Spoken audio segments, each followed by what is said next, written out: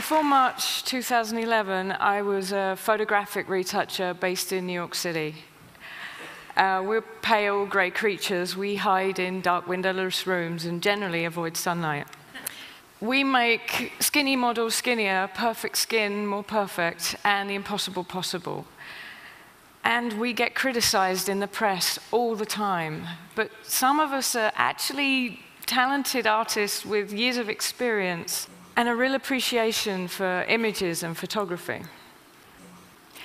On March 11th, 2011, I watched from home, as the rest of the world did, as the tragic events unfolded in Japan.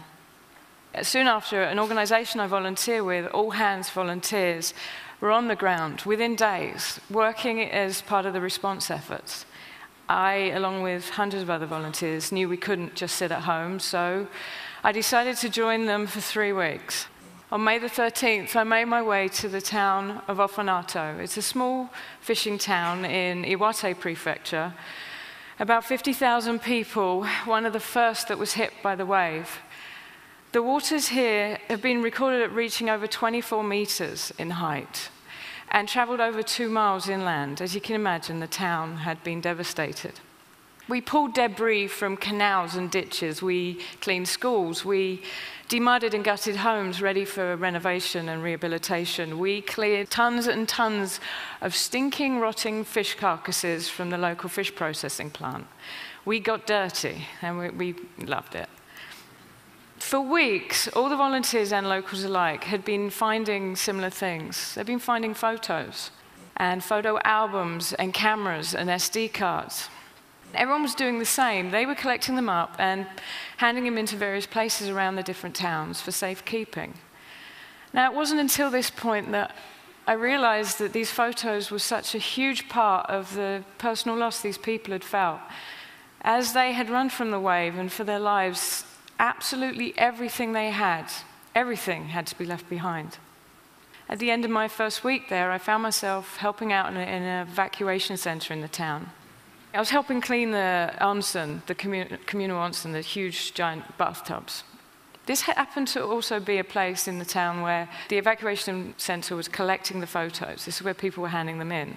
And I was honored that day that they actually trusted me to help them start hand cleaning them. Now, it was emotional and it was inspiring. And I've always heard about thinking outside the box, but it wasn't until I'd actually gotten outside of my box that something happened. As I looked through the photos, there were some are over 100 years old, some still in the envelope from the processing lab. I couldn't help but think as a retoucher that I could fix that tear and mend that scratch, and I knew hundreds of people who could do the same. So that evening, I just reached out on Facebook and asked a few of them, and by morning, the response had been so overwhelming and so positive, I knew we had to give it a go. So we started retouching photos. This was the very first. Not terribly damaged, but where the water had caused that discoloration on the girl's face had to be repaired with such accuracy and delicacy. Otherwise, that little girl isn't going to look like that little girl anymore, and surely that's as tragic as having the photo damaged.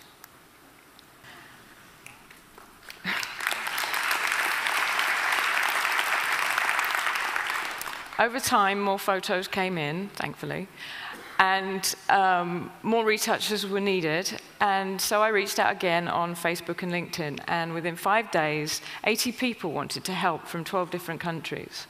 Within 2 weeks, I had 150 people wanting to join in. Within Japan, by July, we'd branched out to the neighboring town of Rikuzen Takeda, further north to a town called Yamada. Once a week, we would set up our scanning equipment in the temporary photo libraries that had been set up, where people were reclaiming their photos. The older ladies sometimes hadn't seen a scanner before, but within 10 minutes of them finding their lost photo, they could give it to us, have it scanned, uploaded to a cloud server. It'd be downloaded by a gaijin, a stranger, somewhere on the other side of the globe, and it'd start being fixed. The time it took, however, to get it back is a completely different story. And it depended, obviously, on the damage involved. It could take an hour, it could take weeks, it could take months. The kimono in this shot pretty much had to be hand-drawn or pieced together picking out the remaining parts of colour and detail that the water hadn't damaged. It was very time-consuming.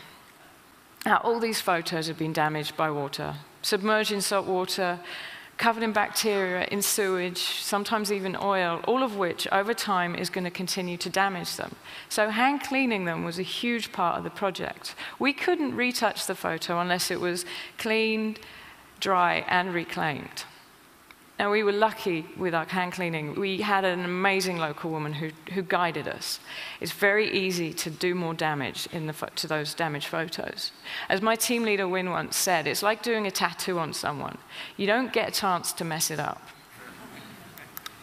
The lady who brought us these photos was lucky as far as the photos go. She had started hand cleaning them herself and stopped when she realized she was doing more damage. She also had duplicates. Areas like her husband and her face, which otherwise would have been completely impossible to fix, we could just put them together in one good photo and remake a whole photo. When she collected the photos from us, she shared a bit of her story with us. Her photos were found by her husband's colleagues at the local fire department in the debris, a long way from where their home had once stood, and they'd recognized him. The day of the tsunami, he'd actually been in charge of making sure the tsunami gates were closed. He had to go towards the water as the siren sounded. Her two little boys, not so little anymore, but her two boys were both at schools, separate schools. One of them got caught up in the water. It took her a week to find them all again and find out that they'd all survived. The day I gave her the photos also happened to be her youngest son's 14th birthday. For her, despite all of this, those photos were the perfect gift back to him. Something he could look at again, something he remembered from before that wasn't still scarred from that day in March when absolutely everything else in his life had changed or been destroyed. After 6 months in Japan, 1,100 volunteers had passed through all hands, hundreds of whom had helped us hand clean over 135,000 photographs. A large majority